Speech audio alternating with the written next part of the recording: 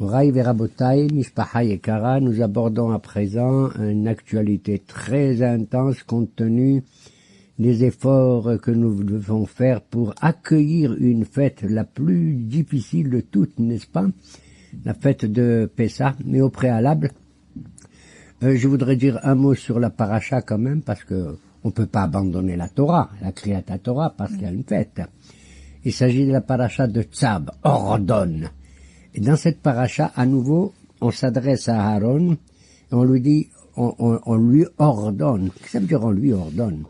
Quand Akadosh Baruch Hu, il a parlé à Moshe Rabbeinu, il a jamais dit qu'il ordonne, d'accord?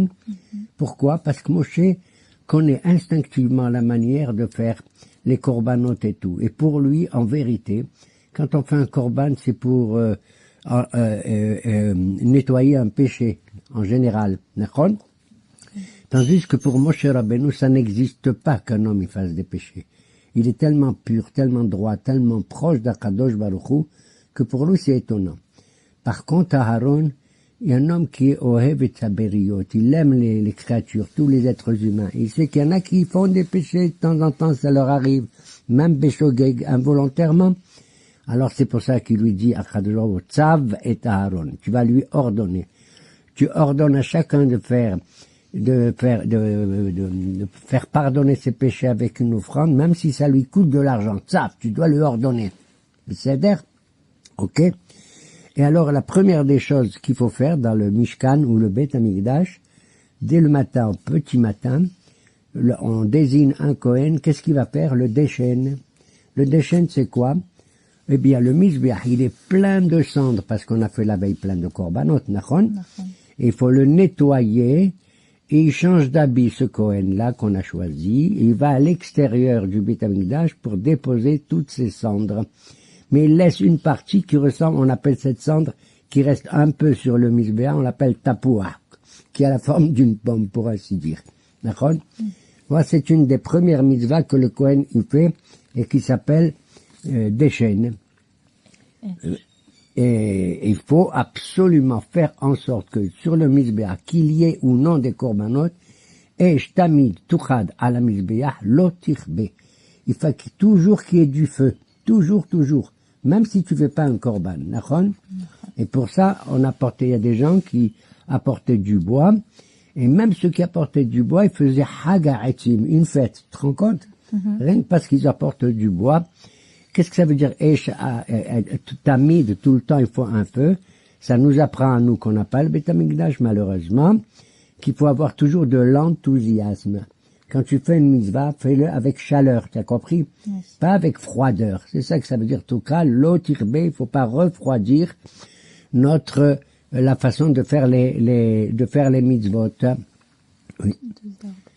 Et, je t'ai dit, on apporte des arbres, des bois, de certains arbres.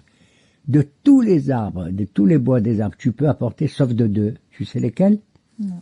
Non? Eh ben, je vais te dire. C'est l'olivier et la vigne. La vigne, c'est ce qui donne des raisins.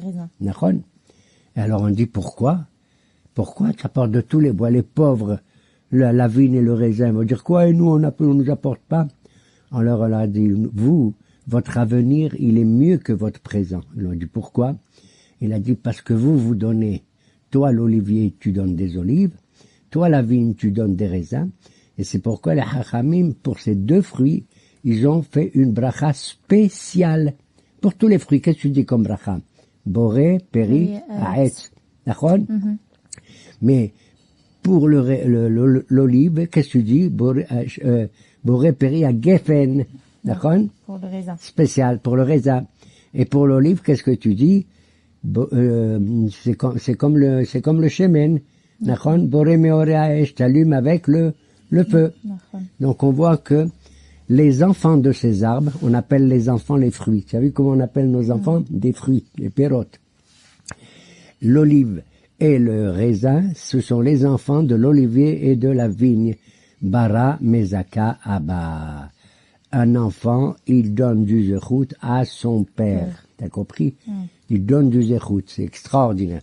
Ça veut dire que il faut penser à l'avenir. Mamash à l'avenir. Que Veigata le bincha bayom ahu lemor.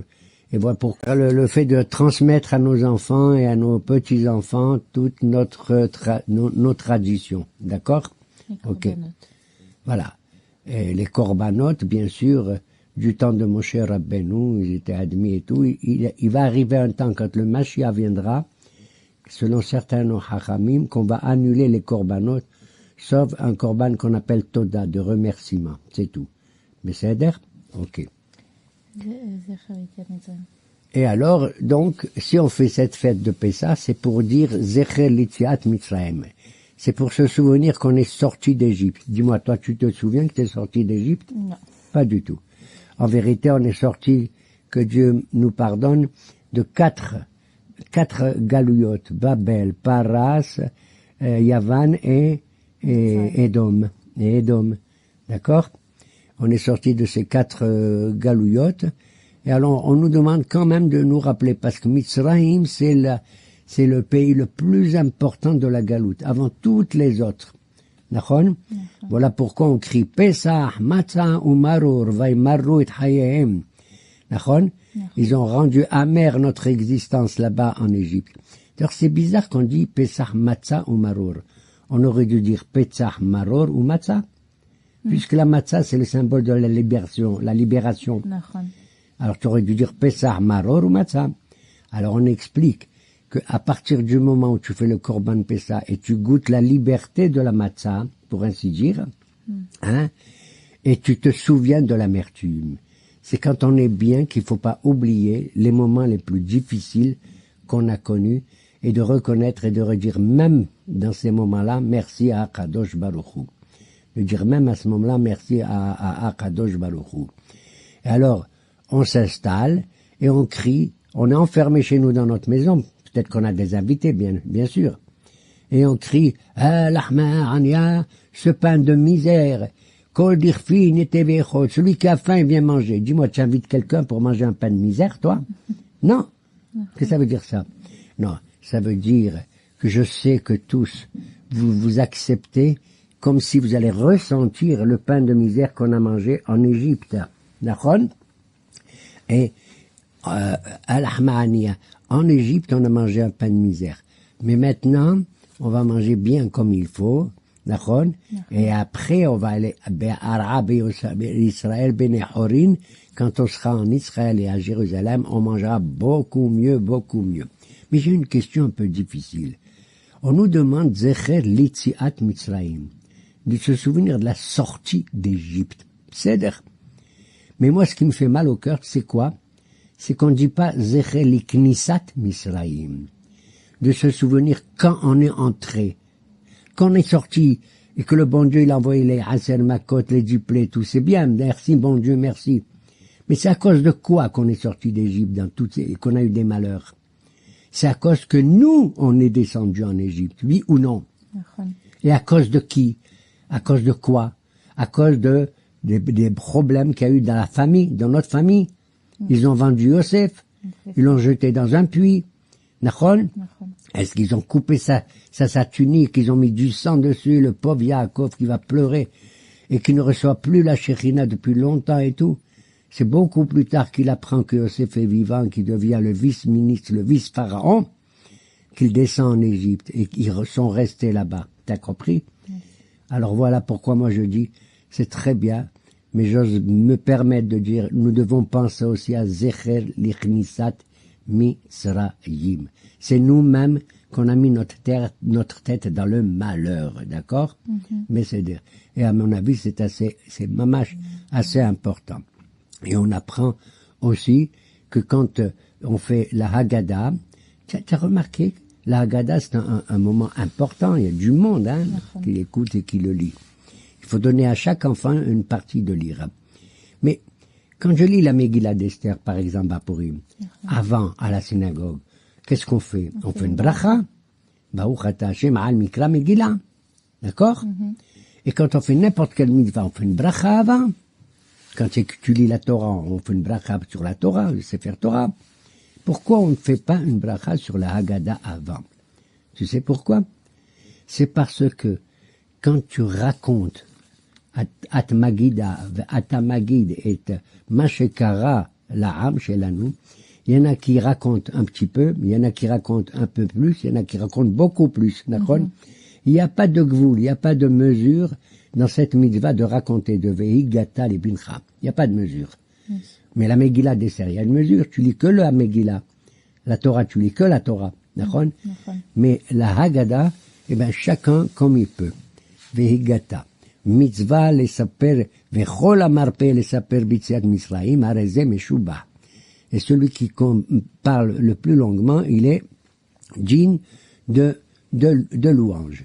Et naturellement, on s'adresse et on voudrait que les enfants y participent, aussi bien les garçons que les filles d'ailleurs. Et on dit Keneged arba'a banim dibera Torah. La Torah, elle a parlé par rapport à qui? Aux 4 types, sortes d'enfants. Je ne veux pas dire garçons, on dit banim, mais même les filles, c'est pareil. Ehad hacham, ehad rashab, ehad tam, ehad shenoda lishal. Dis-moi. Alors, chacun il pose une question, et le papa, il faut qu'il réponde. Qu'est-ce qu'il dit le hacham? Il m'énerve, je vais te dire la vérité.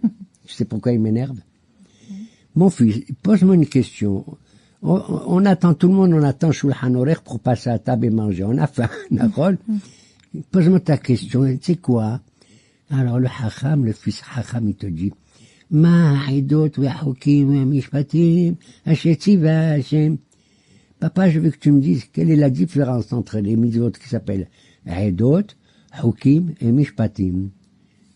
Mais il est fou, mon fils, ça va passer le moment.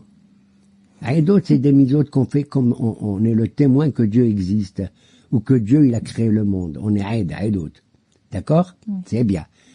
Hukim, c'est des lois que je comprends pas. C'est des hok. C'est des hukim. Mishpatim, c'est, si je les comprends pas, je les comprends pas. Et mishpatim, c'est des lois que je comprends avec ma raison. Alors, si c'est des lois que je comprends avec ma raison, j'ai pas besoin que Dieu me les donne, puisque ma raison me dit de les faire. T'as compris? Alors, il pose une question très difficile, mais fatigante à la main. Je veux dire, c'est pas le moment de poser une telle question. Et pourtant, on l'appelle celui-là le hacham. Bon, il est hacham, très bien. Le rachat, qu'est-ce qu'il dit? Il dit, ma avodah hazot lachem. Qu'est-ce que vous travaillez là-dessus pour vous? Pour lui, c'est fatigant. C'est une avodah mamash et tout. Et bon, mais même s'il est rachat entre guillemets, il est avec nous le soir de Pessah. Et c'est ça qui est important. On n'exclut aucun enfant de notre Torah, de notre tradition et de nos fêtes. T'as compris? Le troisième, il est tam. Et il sait pas comment poser une question et tout. Lui, il dit, papa, mazot, qu'est-ce que c'est? J'adore ce tam. Tu sais pourquoi? Quand il pose une question simple comme ça, qu'est-ce que c'est? Il te donne à toi la possibilité de donner n'importe quelle réponse. Je lui dis, et qu'est-ce qu'il dit la Haggadah? Il dit, ben, tu sais, qu'est-ce que c'est? Eh ben, tu vois ici les matzot et tout, c'est ce que Dieu nous a fait, il nous a dit de manger. Ah, merci, papa. C'est le tam. Le dernier, le pauvre, chez Eno Yodé Alishal, il s'est pas posé de questions. Eh ben, s'il pose pas de questions, je vais pas lui donner une réponse. Je donne des réponses à quelqu'un qui me questionne. Eh ben, non. Je sais pas pourquoi il s'est pas posé les questions. Je crois pas parce qu'il est bête. Je crois pas parce qu'il est troublé peut-être aussi. Il sait pas s'il doit poser telle ou telle ou telle question. Il dit, je préfère me taire. Alors la Haggadah te dit, at petahlo. Ouvre-lui. Ça veut dire petahlo.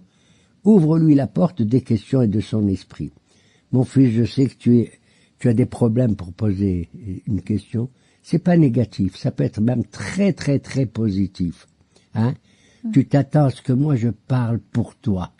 Je parle avant toi. Et tu m'as donné à moi l'honneur de parler. At petahlo, c'est moi qui lui ouvre la porte. Voilà. Tu as vu? On a ces 4 enfants. Et tu sais comment commence ce passage des Arba'a Banim? Il commence par les mots suivants, et ça j'ai adoré. Retenez bien. Baruch hamakom, baruch hu. Baruch Shenatan Torah le'amo Israël, Baruchu. Il y a combien de fois Baruch? 4 fois. 4 fois, tu as vu? C'est-à-dire aussi bien le Hacham, et même le Racha, et même le Tam, et même Shenodra, il est Baruch. Ça, j'ai adoré. Mais j'ai de la peine, tu sais pourquoi? Parce que la Haggadah, elle te dit, tu vas répondre aux 4 enfants. Lui, il est le 5e. Il n'est pas venu. Il y en a un, il te pose pas de questions, il est rien du tout, il vient pas. Et c'est pourquoi on doit boire 4 verres de vin à Pessah, et le cinquième, on attend que ça soit Eliyahu Hanabi qui vient, et c'est Eliyahu Hanabi qui va nous ramener cet enfant qui a abandonné la famille quelque part. Ça arrive à droite et à gauche, d'accord? Voilà pourquoi on dit qu'il faut boire un cinquième, il faut laisser un cinquième verre pour le Eliyahu Hanabi. L'ordre du plateau. Hein? L'ordre du plateau. Oui, bien sûr, il faut faire un seder dans le plateau. D'ailleurs, je dois te dire, c'est la panique et tout pour préparer Pessah, mais quand le soir arrive, il faut faire du seder. Ça suffit que tous on soit mesoudarim, comme on dit. Chacun il a son verre et tout, et tout, et tout. Et voilà pourquoi le plateau où on met les ingrédients de Pessah s'appelle le seder. T'as compris? Il est temps de faire le seder, d'accord? Bien sûr. Alors, on met 3 matzot en haut du plateau, Naron. Et pourquoi 3 matzot? Parce qu'on va casser la première et celle qui est du milieu. Quand on va faire Yahatz, on va couper en 2. Et qu'on va dire, c'est ainsi qu'Akadosh Baruch Hu a ouvert la mer rouge, et ils ont passé nos enfants d'Israël. Nous, on le disait chez nous, là-bas, à Constantine, en arabe, هذا شاق الله البحار على 12 طريق وجازوا ولاد إسرائيل سالمين غالمين. C'est ainsi que nos enfants ont traversé la mer en 12 parties, sains et saufs. Et donc, les 3 matzot, on les met en haut, on les couvre. À droite, on met le zéroa, le bras, c'est zéroa netouya, que Dieu nous a sauvés avec un bras étendu. À gauche, on met un œuf. Pourquoi? Parce que le zéroa, il rappelle le Korban Pessah, et l'œuf à gauche, il rappelle Korban Hagiga. On faisait un Korban pour la fête elle-même. D'accord? Au milieu, on mettait le maror. Waouh, il est au milieu. En bas, à droite, on mettait le haroset. Ça rappelle quoi, le haroset? Le bitume. C'est-à-dire la boule que les enfants d'Israël travaillaient pour construire les maisons et tout. Le béton. D'accord? Et ils mettaient le haroset et ils mettaient ce qu'on appelle la hazeret. La hazeret, c'est ce qu'on va manger, le karpas. D'ailleurs, quand on fait le seder, on dit kadesh, urhas, karpas. C'est bizarre. On donne du karpas, un petit morceau, faut pas manger trop pour pas faire une bracha après. Et que les enfants, ils ont faim, ils disent, qu'est-ce que c'est ça? Quand est-ce qu'on va manger? Kadesh, urhas, karpas, yahad, magid, rotsa, motzi, matza, maror, koref, shulhan, orech. D'accord? Donc, il faut tenir compte des uns et des autres. Et j'ai donné un jour une explication un peu étrange. Pourquoi on mange le karpas? Karpas en français, c'est le céleri. D'accord? En vérité, c'est pour rappeler quelqu'un qui n'existe pas dans la Haggadah et ça me fait de la peine. Quel est le personnage qui a été le plus important pour la sortie d'Égypte parmi les Juifs? Ça a été Moshe. Moshe Rabbeinu. Chazak ou Baruch. Quoi, tu dis pas un mot sur Moshe? Que le pauvre Moshe, hein, Dieu, il avait 80 ans, Moshe. Il lui a dit au Sné, au buisson ardent, va, tu vas sauver les enfants d'Israël, tu vas leur parler et tout. Et Moshe dit, moi, je peux pas, envoie un autre, je peux pas. Il va se donner, risquer de mourir aussi, Moshe, tu sais, quand il va chez le pharaon et tout. Hein? Le livre de Shemot et de Vaïkra, toutes les Hamisha, Torah parlent de Moshe qui nous a donné la Torah et tout et tout. On mentionne pas son nom une fois dans la Haggadah, tout ça. Tu sais pourquoi? Parce que Moshe, il a pris la défense un jour du peuple juif quand ils ont fait le Hegel Azahab. Ils ont fait le Hegel Azahab. Tous les hommes, ils ont apporté de l'or, tu le sais? Qui c'est qui n'a pas apporté de l'or? Les femmes. Les femmes? Dis-moi, elles sont plus religieuses que nous, les femmes, ou quoi? Peut-être. Eh bien, moi, je vais te dire, elles sont religieuses d'un côté, mais de l'autre, je veux pas dire une chose dure, mais quand même, toutes les femmes m'écoutent. Les hommes, ils ont fait le Hegel, le veau d'or. Et les femmes, avec leur or, qu'est-ce qu'elles ont fait? Un Hagil. Il y en a qui font le Hegel et elles font le Hagil. T'as compris? Elles cherchent la perfection et la beauté.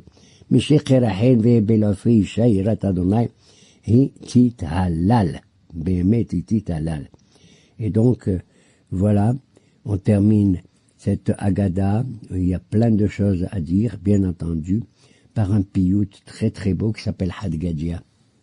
Tu sais ce que ça veut dire? C'est en araméen. Had Gadja. C'est-à-dire, on dit que le peuple d'Israël, il ressemble à un Gedi, un petit chevreau, qui est unique en son genre, Had. Des habits que notre père, il a acheté pour 2 zouz. Qui c'est notre père? C'est le bon Dieu. Il a acheté le peuple d'Israël pour 2 zouz. C'est quoi les 2 zouz? Les 2 tables de la loi. Les Shnei Luchot Haberit. D'accord? Des habits trezouzés. Et voilà, il nous a acheté, donc c'est merveilleux. Dieu a créé le monde, et il a créé le monde pour toutes les nations, mais aussi pour que Israël soit celui qui devient Mamlechet Kohanim, le royaume des prêtres de toutes les nations. Mais malheureusement, les nations entre elles vont se faire la guerre. On dit, un agneau que mon papa a acheté pour 2 sous. Il est venu, le chat, il a mangé l'agneau, Machémo. Qui c'est le chat? C'est Amalek. Ah, tu as fait ça, Amalek. Après le chat, qui c'est qui va venir? Le chien. C'est le chien, c'est qui? C'est Babel. Il va attaquer qui? Amalek. D'accord? Le chien, il va mordre le chat. Après le chien, qui c'est qui va venir? Un autre royaume. C'est le bâton. Il va frapper le chien. Qui c'est? C'est Paras. Après le bâton, qui c'est qui va venir? C'est le feu. Le feu, il va brûler le bâton. Après le feu, qui c'est? L'eau. Elle va éteindre le feu. Et après l'eau, la vache. Et la vache, elle va boire toute l'eau. Tous ces individus qu'on vient de mentionner, c'est les Ummot HaOlam, les nations du monde, qui se font la guerre entre eux, pas parce qu'elles aiment Israël, parce qu'ils se font la guerre entre eux, c'est tout. Tu as compris? Voilà pourquoi on chante Had Gadja. Tu sais qui c'est qui a écrit Had Gadja? Comment il s'appelle celui qui a inventé ce piout? Ben, Had Gadj. Had Gadja, d'accord? Et après le Shohet, il vient, il abat la vache. Et après le bon Dieu, il envoie le Malach HaMavet qui tue le Shohet. Et le Shohet, c'est marché même. Tout l'islam radicaliste qu'on vit actuellement, c'est ça le Shohet. Et après Akadosh Baruch Hu, il va donner la mort même au Malach HaMavet. Il n'y aura plus de Malach HaMavet parce que le Mashiach viendra, Be'ezrat Hashem, très prochainement. Voilà pourquoi cette fête s'appelle Hag HaHerut, Zeman Herutenu. C'est l'époque, on n'est pas Hofshi comme certains disent. Moi je suis Hofshi, je fais ce qu'il me fait, ce que je veux. Non. On est Bene Horin, c'est pas pareil. Avant, on était Aïnou Avadim les Paro, on était les esclaves de qui? De Pharaon. Et maintenant on est Hallelu Abdi Adonai. Et il y a une chose, la liberté, tu la sens la mieux quand tu es l'esclave de Akadosh Baruch Hu, le serviteur de Akadosh Baruch Hu, qui suit ses enseignements. Et c'est, quel est l'homme qui a reçu ce nom de Abdi? Mon serviteur par excellence, c'est Moshe dans la Torah. Et Akadosh Baruch Hu dit ça, il voit Moshe Abdi. D'accord? Voilà. Ben, on espère, Be'ezrat Hashem, que dans toutes les familles, tout se passera bien. Et qu'Akadosh Baruch Hu vienne nous délivrer de tous les chats, de tous les Houtra, les Shunra, etc., etc. D'accord? Voilà.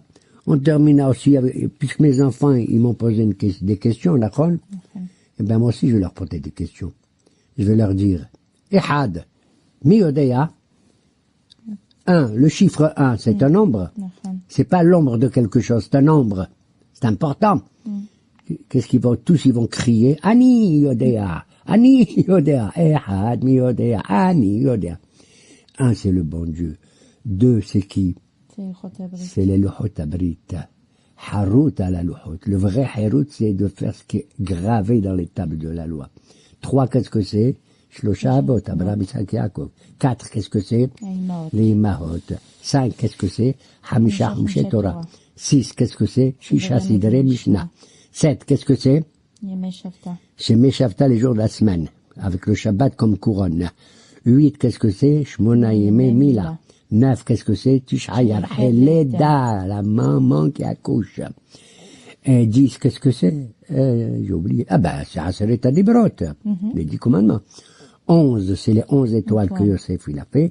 12, c'est les 12 Shvatim, Shiftaya, et 13, Shlosha Asar, Midaya, c'est-à-dire les manières de comprendre la Torah avec 13 éventualités.